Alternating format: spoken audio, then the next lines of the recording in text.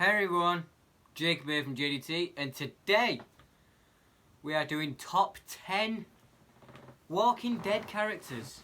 As you probably know, exactly 1 week ago I started the Walking Dead Telltale series, and I love it.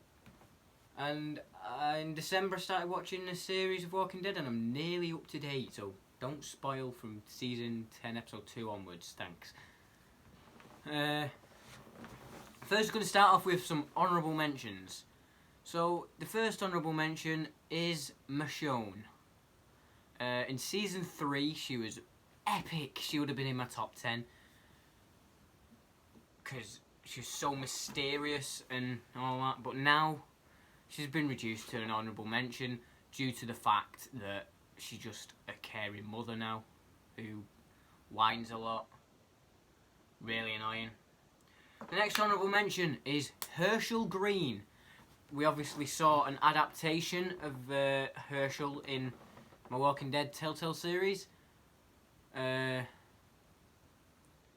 He was a good... In season 2 I despised him because he was like, walkers are not evil.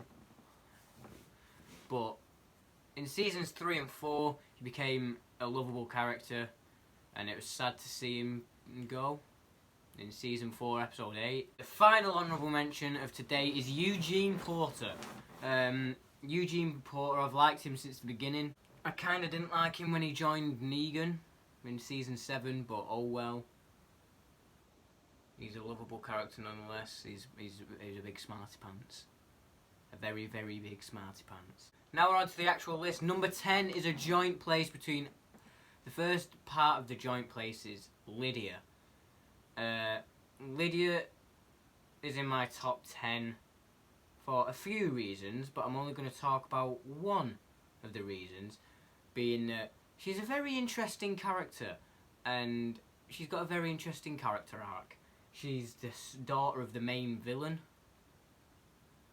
She was with Henry in season 9, and now she's like a depressed person who's starting to bond with Negan, I'd say. And the other half of number 10 is Alpha, which is Lydia's mum, and the main villain of season 9 and season 10. And she's just a very interesting villain because she's very mysterious. She wears those skin masks. It's very odd. Not seen it before. I know you could say, oh, but Beta. But Alpha's better than Beta, so be quiet. And the very, very brutal. At number 9, we've got Abraham Ford. Abraham Ford was just a brilliant character. He was funny, sometimes very hot-headed, and he had some of the best one-liners in the whole... Round it. Who's Deanna? Mother Vic. My... Number 8. How's about a big hug for your old pal Merle? Is Merle Dixon. Obviously Daryl Dixon's older brother. In season 1, he was very racist, and he was handcuffed to a building and it looked like he died. But in season 3 he returned as one of the governor's henchmen, and he had a thing on his arm. And he seemed like a douche until his final episode, where he went to face the governor by himself. And again, I was sad to see him die in season 3 episode 13, I think it was. Number 7 is Rhee. So Rhee was just a lovable character. He barely did wrong. Obviously we saw him in my Walking Dead Telltale series for a small portion of it. His love angle with Maggie was sometimes very hit and miss. His storyline with Nicholas was brilliant, and yeah, I teared up when he died in season 7, episode 1. Number 6 is Carl Grimes, which is obviously the son of Rick Grimes and Laurie Grimes, and in the first 2 series I despised Carl because he was just a whiny little kid. In season 3, he started becoming more deranged up here. And in season 4, I think it was his breaking point. So I started liking Carl then. But in season 5, he started falling in love with Enid. So that was a bit... I don't like him anymore. But then he had his eyes shut out. And I stole that storyline myself for somebody else, for one of my characters. You already know who it is. And then in season 7... This is the turning point where I loved Carl. Is when he went on a solo mission to face Negan.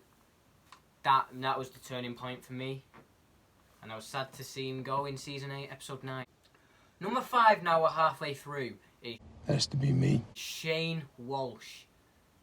Shane Walsh was a perfect character, and he, in my opinion, he died too soon. He should have lasted another 2 or 3 seasons, in my opinion. So he started off as one of the good guys, Rick's best friend. But when he thought Rick was dead, he had an affair with Laurie and got her pregnant. When Rick returned, he started going loopy, and then he killed Otis in season 2.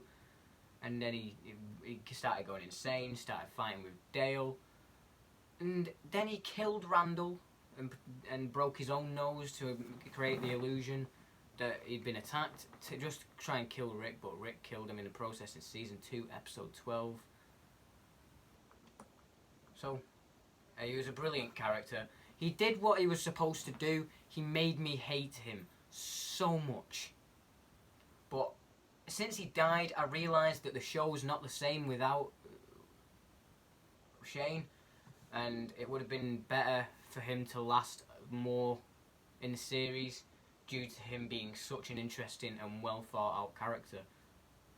Number 4 is the Governor, also known as Phillip Blake, or Brian Harriet.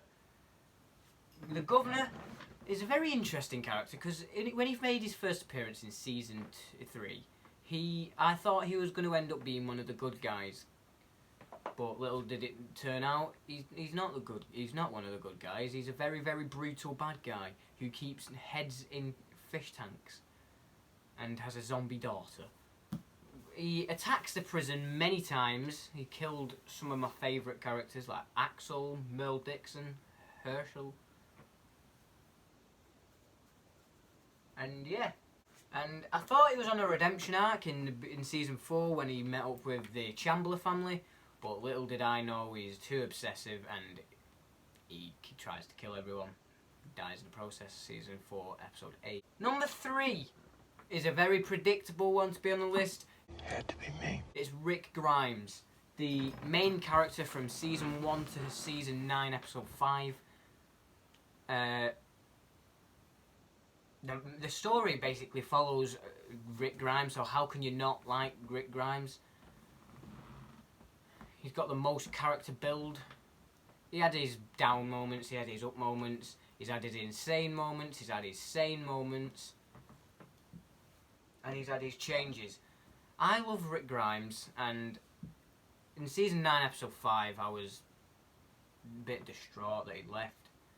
But to see what the future holds for Rick Grimes, because it wasn't officially confirmed that he's died. Number 2 now, just missing out on the top spot, is Daryl Dixon. I hated him in season 1, but as he started helping find Sophia in season 2, I started to like him. And as of season 3, I love Daryl. And now he's the main character in season 9, it's episode 6 to present day. I love Daryl Dixon. He's a brilliant character. Season 9 saved him, honestly. He was getting a bit boring, but now he's, boom, up there. He's a brilliant character. Number 1. Hot diggity dog. Is Negan. In season 6, episode 16, he made the biggest impact of any new character has ever made in The Walking Dead. He lined all the good guys up in a row, making them look defenseless, and beat the cameraman to death, which we had to wait a 6-month thing. I didn't, because I've got it on DVD, but fans had to wait 6 months to reveal who Negan killed. It ended up being Abraham and Glenn, and that made me hate him until we went to the sanctuary, and he just became my favourite character. He's the funniest character. He has some brilliant one-liners, and he's just very chilled out. And people see him as the villain, but I can see him as a hero because Rick killed 50 of his men. Negan only killed 2. Tried to be a business partner with Rick. Killed people who tried to kill Rick, but it all didn't work out. And I like that he's connected with Lydia and Judith and Carl in these seasons. Just have to see where Negan goes from this. He's the greatest villain and the greatest character in TV history, in my opinion. Yeah. Next month, I will be doing top 10 Walking Dead deaths, which will not have another spoiler alert at the beginning. Before I end the video, I've been noticing that 23.3% of you aren't subscribed. Hit the subscribe button, hit the notification bell, and you'll see every upload from me. So yeah, leave a like, comment what you want me to do next, and subscribe for more. Bye!